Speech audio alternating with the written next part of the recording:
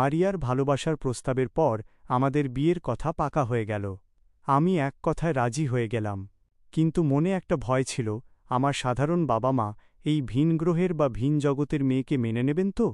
মনের জোর বাড়িয়ে মারিয়াকে নিয়ে আমাদের বাড়িতে গেলাম। মারিয়াকে দেখা মাত্রই বাবা মা তো অবাক। এত সুন্দর মেয়ে তারা জীবনেও দেখেননি। ওর ভদ্রতা আর অমায়িক ব্যবহারে তারা এক কথাতেই বিয়েতে রাজি হয়ে গেলেন। মা তো ওর প্রশংসা করতে করতে পঞ্চমুখ হয়ে উঠলেন, যেন এমন লক্ষ্মী মেয়ে পাওয়াই ভাগ্যের ব্যাপার। তবে পাড়া প্রতিবেশীদের কাছে আমরা রহস্যটা গোপনই রাখলাম।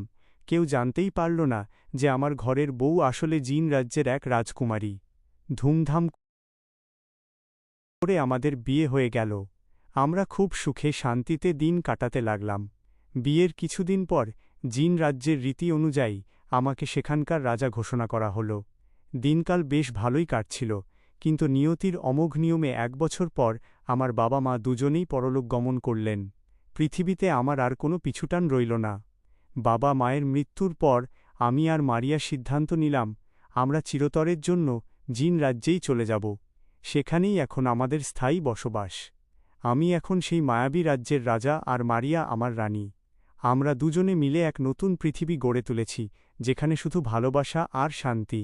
লেখকের শেষ কথা। প্রিয় পাঠক, এই ছিল ইমরান এবং রাজকুমারী মারিয়ার রোমাঞ্চকর ভালোবাসার গল্প। আশা করি আপনাদের ভালো লেগেছে। গল্পটি কেমন লাগল তা অবশ্যই কমেন্টে জানাবেন। আপনাদের মতামত আমাদের নতুন নতুন গল্প লিখতে উৎসাহ দেয়। আর এই রকম আরও রহস্যময় এবং রোমান্টিক গল্প পেতে আমাদের পাশে থাকবেন।